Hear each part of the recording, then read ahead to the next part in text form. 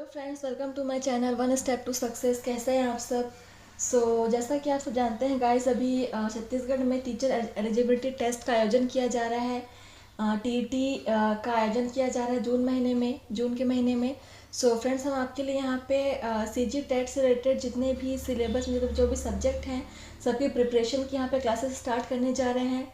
ठीक है, तो जितने भी कैंडिडेट्स हैं जो सीजी टेट की प्रिपरेशन करना चाहते हैं, तो वो हमारे साथ आके जुड़ सकते हैं।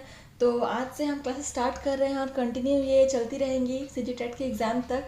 और यहाँ पे हम आपके लिए सभी सब्जेक्ट से रिलेटेड यहाँ पे आपकी तैयारी कराएंगे, चाहे वो आप बाल विकास ले ले, हिंदी ले ले, और आगे जो भी सब्जेक्ट्स हैं हम सबकी यहाँ पे तैयारी कराएंगे। फ्रेंड्स, चलिए स्टार्ट करते हैं। तो आज का हमारा जो सब्जेक्ट रहेगा वो रहेगा पेडागोजी, यानी बाल विकास एवं शिक्षा शास्त्र। ठीक है, चलिए स्टार्ट करते हैं। फ्रेंड्स, आज का पहला क्वेश्चन आप देख सकते हैं। अधिगम संबंधी कठिनाइयों और कमियों के स्वरूप का निर्धारण होता है। ऑप्शन दे रखा है मानकीकृत परीक्षण से, बुद्धि परीक्षण से, निदानात्मक परीक्षण से, और डी वस्तुनिष्ठ परीक्षण से। तो बताइए इसका आंसर क्या होगा? फ्रेंड्स, इसका आंसर होगा ऑप्शन सी, निदानात्मक परीक्षण से। ओके, चलिए आगे बढ़ते हैं। दूसरा क्वेश्चन है, शाला आधारित मूल्यांकन की विशेषता है। ऑप्शन देखिए, एक ही समय में सभी के लिए एक ही कार्य का समायोजन, शिक्षक के लिए प्रतिक्रिया कम या नहीं, शिक्षण व सीखने में सुधार की कमी, और लास्ट ऑप्शन है उपयुक्त सभी। तो बताइए ऑप्शन क्या होगा, आंसर क्या होगा बताइए। तो इसका आंसर होगा ऑप्शन डी, उपयुक्त सभी। ठीक है, तो चलिए आगे बढ़ते हैं। तीसरा क्वेश्चन आपका देखिए, मूल्यांकन एक सतत प्रक्रिया है जिसमें सम्मिलित है सीखने वाला, पाठ्यक्रम, शिक्षण के उद्देश्य, या ये सभी। तो क्या होगा आंसर बताइए आप लोग सोच के। ठीक है, चलिए हम आंसर देखते हैं यहाँ पे क्या है। इसका आंसर होगा ऑप्शन डी, ये सभी। मूल्यांकन एक सतत प्रक्रिया है, इसमें ये सभी प्रक्रियाएं शामिल होती है फ्रेंड्स। सीखने वाला भी शामिल होता है, शिक्षण के उद्देश्य भी, और पाठ्यक्रम भी। तो चलिए अगला क्वेश्चन देखते हैं। समावेशित शिक्षा से अभिप्राय है। तो ऑप्शन देखिए क्या है, अनुसूचित जाति तथा अनुसूचित जनजाति के बच्चों की शिक्षा, अपंग एवं सामान्य बच्चों की एक साथ शिक्षा, बहुकोटि विन्यास द्वारा शिक्षा, या अल्पसंख्यक बच्चों की शिक्षा। ठीक है, तो आंसर बताइए इसका क्या होगा। तो फ्रेंड्स, समावेशी शिक्षा में हम यहाँ पे सबको एक साथ लेकर के इसकी शिक्षा करते हैं, तो इसका आंसर जो होगा वो होगा ऑप्शन सी। ठीक है, तो चलिए अगला क्वेश्चन देखते हैं। क्वेश्चन नंबर 5, पुरस्कार के अधिगम में महत्वपूर्ण भूमिका, यह मुख्य विशेषता किस अधिगम उपागम की है। तो ऑप्शन देखिए, व्यवहारवादी, संज्ञानात्मक, मानवतावादी, वैज्ञानिक। तो क्या होगा आंसर? यहाँ पे क्वेश्चन आप देख लीजिए अच्छे से। पुरस्कार के अधिगम में महत्वपूर्ण भूमिका पूछा है। ठीक है, तो किस चीज़ में पुरस्कार की भूमिका ज़्यादा होगी, कौन से अधिगम में? तो चलिए फ्रेंड्स, इसका आंसर हम बताते हैं। इसका आंसर होगा व्यवहारवादी। ठीक है, तो चलिए अगला क्वेश्चन देखते हैं। क्वेश्चन नंबर 6, निम्न में से किस जोड़ी का सही सहसंबंध नहीं है। तो यहाँ पे जो रॉन्ग जोड़ा है उसको आपको चुनना है, गलत जोड़े को। तो ऑप्शन देख लीजिए, फ्रॉबेल खेल खेल में, मौर्या मॉन्टेसरी अलग सोच, केलर सहायक शिक्षण, गांधी जी प्रदूषित हाथ। ठीक है, तो फ्रेंड्स यहाँ पे आपको गलत जोड़ा चयन करना है। तो बताइए आप सब क्या होगा आंसर। तो चलिए इसका सही आंसर होगा ऑप्शन सी। ठीक है, ये गलत है, और क्योंकि यहाँ पे गलत ही पूछा है तो ये गलत जोड़ा ही आपका सही होगा। ठीक है, तो चलिए अगला क्वेश्चन देखते हैं। विद्यालय में सर्वोत्तम अभिप्रेरक है कक्षा शिक्षक, प्रधानाध्यापक, सहपाठी, विषय शिक्षक। तो देखिए क्या आंसर आपके हिसाब से, चलिए बताइए। विद्यालय में सर्वोत्तम अभिप्रेरक कौन होता है? तो इसका सही आंसर होगा विषय शिक्षक। ठीक है, तो जो विषय शिक्षक होता है विद्यालय का सर्वोत्तम अभिप्रेरक होता है। तो चलिए आगे बढ़ते हैं। क्वेश्चन नंबर 8, आर्किमिडीज ने अपनी समस्या का हल तब बताया जब वह अपने स्नान टब में था। यह सृजनात्मक की प्रक्रिया के किस सोपान के अंतर्गत आता है? तो ऑप्शन यहाँ पे देख सकते हैं आप, तैयारी, उद्भवन, उद्वन, प्रदीपन और सत्यापन। तो चलिए बताइए क्या होगा आंसर। तो फ्रेंड्स इसका आंसर जो होगा वो ऑप्शन सी होगा, प्रदीपन। ठीक है, तो चलिए आगे बढ़ते हैं। अधिकम विकलांग बच्चे अधिकतर होते हैं। अधिकम विकलांग जो सीखने में जो डिजेबिलिटीज़ वाले बच्चे होते हैं वो कैसे होते हैं? आक्रामक होते हैं या संगठित होते हैं, संगत होते हैं, निम्न उपलब्धि वाले होते हैं? तो जिनको लर्निंग डिजेबिलिटीज़ होती है वो कैसे होंगे बच्चे? ऑब्वियसली निम्न उपलब्धि वाले होंगे। तो सही आंसर होगा ऑप्शन डी। तो चलिए आगे देखते हैं। उच्च स्तरीय ज्ञानात्मक कौशलों का विकास करने में निम्नलिखित में से सर्वाधिक उपयुक्त है। ठीक है, उच्च स्तरीय ज्ञानात्मक कौशल का विकास करने में क्या सबसे अधिक ज़्यादा इम्पोर्टेंट होगा? व्याख्यान प्रदर्शन, भूमिका अभिनय, चर्चा सत्र या खोज अधिगम? तो आप यहाँ पे बता सकते हैं क्या होगा आंसर। तो आंसर बहुत आसान है फ्रेंड्स, यहाँ पे आंसर होगा ऑप्शन डी। ठीक है, तो चलिए आगे बढ़ते हैं। अधिगम का परिणाम है, ऑप्शन देखिए यहाँ पे क्या है। मस्तिष्क में नवीन ज्ञान का संचय, अधिक सूचनाएं प्राप्त करना, पूर्व अनुभवों का उपयोग करने की उपयोगिता, रूपांतरण एवं विकास। तो अधिगम का परिणाम क्या है फ्रेंड्स? तो फ्रेंड्स इसका सही आंसर होगा रूपांतरण एवं विकास। ठीक है, जब आप किसी चीज़ को सीखते हैं तब आप अपने मस्तिष्क में अपने ज्ञान का उसको मॉडिफिकेशन करते हैं, और मॉडिफिकेशन करते हैं तो नए का ज्ञान का विकास होता है। तो यही होता है लर्निंग का परिणाम। ठीक है, तो चलिए आगे बढ़ते हैं। अगला क्वेश्चन आप देख सकते हैं। वस्तुनिष्ठ प्रकार के परीक्षणों में विद्यार्थी चयनित विषय वस्तु का अध्ययन करते हैं, या पूर्ण रूप से विषय वस्तु का अध्ययन करते हैं, या कम थकान अनुभव करते हैं, या लेखन शैली और भाषा से प्रभावित करते हैं। तो चलिए आंसर क्या होगा। तो फ्रेंड्स इसका आंसर होगा पूर्ण रूप से विषय वस्तु का अध्ययन करते हैं, यानी ऑप्शन बी। तो चलिए आगे बढ़ते हैं। प्रतिभा संपन्न बालकों की नकारात्मक विशेषता है। तो ऑप्शन देखिए, प्रतिस्पर्धा रखने की प्रवृत्ति, जोखिम लेने की प्रवृत्ति, उपलब्धि प्रवृत्ति, कभी कभी अधीरता तथा ध्यान केंद्रित ना करना। तो प्रतिभा संपन्न बालकों की नकारात्मक विशेषता चुनना है, यहाँ पे जो नेगेटिव है वो चुनना है आपको। ठीक है, तो बताइए फ्रेंड्स इसका आंसर क्या होगा।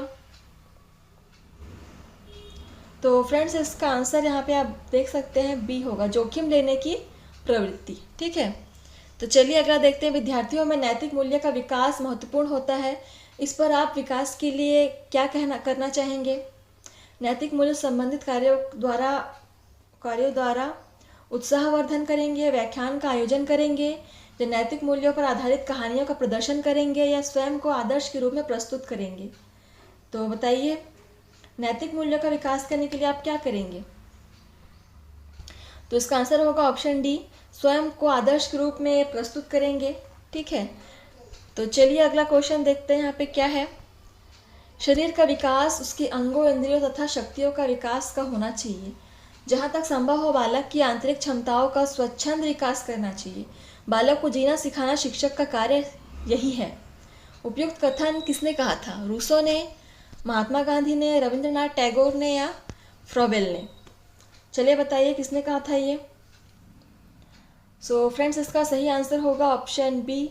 तो हम थोड़ा फास्ट चलेंगे फ्रेंड। ठीक है, शारीरिक विकास का क्षेत्र होता है स्नायु मंडल, मांसपेशियों की वृद्धि, एंडोक्राइन ग्लैंड्स और उपयुक्त सभी।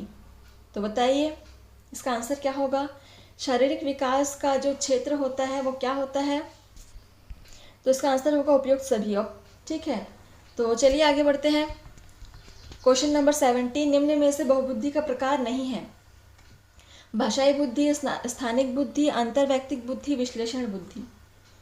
तो बताइए इसका आंसर क्या होगा फ्रेंड्स। तो फ्रेंड्स इसका आंसर होगा ऑप्शन डी, विश्लेषण बुद्धि। ठीक है, तो चलिए आगे बढ़ते हैं। एक शिक्षक के लिए विद्यार्थियों के व्यक्तित्व भेदों का ज्ञान आवश्यक है। शिक्षा में सुधार के लिए आवश्यक है, या सामूहिक शिक्षण के लिए आवश्यक है, या शिक्षार्थियों को वास्तविकता की जानकारी देने के लिए आवश्यक है, या विद्यार्थियों को वास्तविक आवश्यकता के अनुरूप बना सके इसके लिए आवश्यक है? तो बताइए आंसर क्या होगा। तो फ्रेंड्स इसका आंसर होगा ऑप्शन सी, विद्यार्थियों को वास्तविकता की जानकारी देने के लिए। ठीक है, तो चलिए आगे बढ़ते हैं। क्वेश्चन नंबर 19, अगर शिक्षक बच्चों को कक्षा से बाहर मिट्टी में खेलता पाता है तो वो क्या करेंगे, बच्चों को समझाकर अपनी पाठ्य योजना के उद्देश्य को पूरा करेंगे, या नए उद्देश्यों के साथ उस पल को यादगार बनाएंगे, या बच्चों की रुचि के अनुसार खेलने देंगे, या बच्चों को अनुशासन सिखाएंगे। तो इसका सही आंसर होगा फ्रेंड्स ऑप्शन बी, एक नए उद्देश्य के साथ उस पल को यादगार बनाएंगी। ठीक है, अगला क्वेश्चन है, एक बालक को अधिगम हेतु अभिप्रेरित करने का सर्वोत्तम तरीका है उसके गर्व एवं आत्मसम्मान की भावना को जांचना, उसके पास पूर्व के उपस्थित प्रेरकों को सही दिशा देना, उसके असफलता तथा दंड के द्वारा डराना, उसे प्रशंसा के द्वारा लुभाना। तो उसका आंसर बताइए क्या होगा फ्रेंड्स। तो ऑप्शन सी तो कभी नहीं होगा फ्रेंड्स, बच्चों को डराना धमकाना तो बिल्कुल नहीं है, और बच्चों को लुभाना भी नहीं है किस चीज़ के द्वारा। ठीक है, तो इसका सही आंसर होगा ऑप्शन बी, उसके पास पूर्व से उपस्थित प्रेरकों को सही दिशा देना। ठीक है, तो अगला हम देखते हैं 21 नंबर क्वेश्चन, प्रभावी अधिगम हेतु अधिगम कार्य को होना चाहिए, कैसा होना चाहिए, पुरस्कार, रुचिकर, अधिगमकर्ता के परिपक्वता स्तर के अनुरूप, अधिगमकर्ता की परिपक्वता स्तर से कम। तो इसका आंसर क्या होगा। तो फ्रेंड्स इसका आंसर होगा ऑप्शन सी, अधिगमकर्ता की परिपक्वता स्तर के अनुरूप। चलिए अगला देखते हैं क्या है क्वेश्चन, सोच की प्रक्रिया जिसमें विचारों की उत्पत्ति या नए एवं मौलिक और लाभप्रद विचार समाहित हो कहा जाता है, रचनात्मकता, नवाचार, बुद्धिमत्ता, सिनेक्टिकस। ठीक है, क्या होगा इसका आंसर। सोच की प्रक्रिया जिसमें नए विचारों की उत्पत्ति होती है उसे क्या कहा जाता है। सो इसका आंसर होगा फ्रेंड्स ऑप्शन ए, रचनात्मकता। ठीक है, चलिए आगे बढ़ते हैं। वह बच्चे जिसकी मानसिक आयु उसकी कालानुक्रमिक आयु से कम होती है क्या कहलाते हैं, प्रतिभाशील, सामान्य, अधिगम, अपंगता युक्त या मंदित बालक, क्या कहलाएंगे फ्रेंड्स। तो उसकी कालानुक्रमिक आयु से उसकी बुद्धिमत्ता कम होती है तो वो क्या कहलाएगी, अधिगम, अपंगता युक्त, ऑप्शन सी। तो चलिए अगला क्वेश्चन देखते हैं, बच्चों के निष्पादन को प्रभावित करने वाला शाला से संबंधित सबसे प्रमुख कारक, पाठ्यक्रम का विकास, शिक्षकों की वेतन में वृद्धि, सतत मूल्यांकन, या दृश्य श्रव्य सामग्री जो बच्चों के निष्पादन को सबसे ज़्यादा प्रभावित करता है। क्या होगा इसका आंसर फ्रेंड्स। तो इसका आंसर होगा फ्रेंड्स यहाँ पे सतत मूल्यांकन। ठीक है, तो चलिए आगे देखते हैं, बालक विशिष्ट वस्तुओं के लिए नवीन शब्द प्रायः किस विधि से सीखते हैं, अनुकरण से, अनुबंधन प्रक्रिया से, अंतर्दृष्टि या सूझ से, प्रयत्न एवं भूल से। तो बताइए फ्रेंड्स इसका सही आंसर क्या होगा। नवीन शब्द किस विधि से वो सीखेंगे, तो फ्रेंड्स इसका आंसर होगा ऑप्शन बी, अनुबंधन प्रक्रिया से।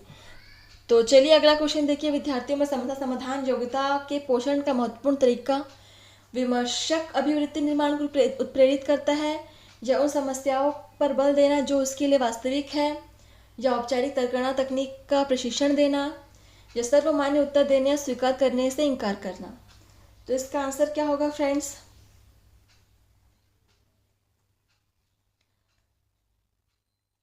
तो फ्रेंड्स यहाँ पे आपको ए और बी दोनों सही लग रहे होंगे, तो आप ए और बी दोनों में से अगर आप देखें सबसे सादा मतलब कि सही आंसर हमें जो लग रहा है, उन समस्याओं पर बल देना जो उसके लिए वास्तविक है।